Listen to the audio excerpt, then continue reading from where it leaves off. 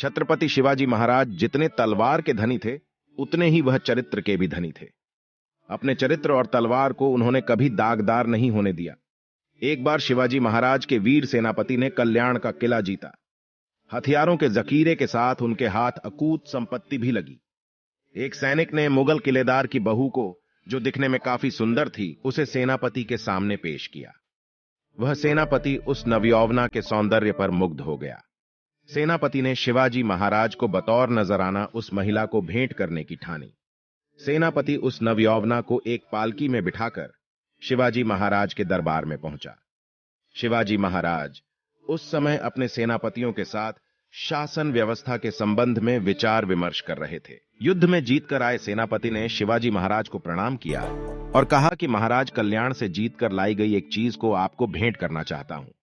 यह कहकर उसने एक पालकी की ओर इंगित किया। शिवाजी महाराज ने ज्यों ही पालकी का पर्दा उठाया तो देखा कि उसमें एक सुंदर मुगल नवयौवना बैठी हुई है। शिवाजी महाराज का शीश लज्जा से झुक गया और वह बोले, काश हमारी माता भी इतनी खूबसूरत होती तो मैं भी खूबसूरत होता।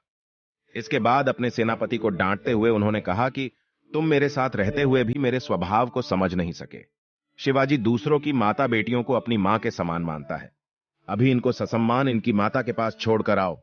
सेनापति शिवाजी महाराज के व्यवहार से काफी अचंभित हुआ। कहां तो वह अपने आप को इनाम का हकदार समझ रहा था और नसीब हुई तो सिर्फ फटकार। लेकिन मुगल सूबेदार की बहू को उसके घर पहुंचाने के अलावा उसके पास कोई चारा नहीं था।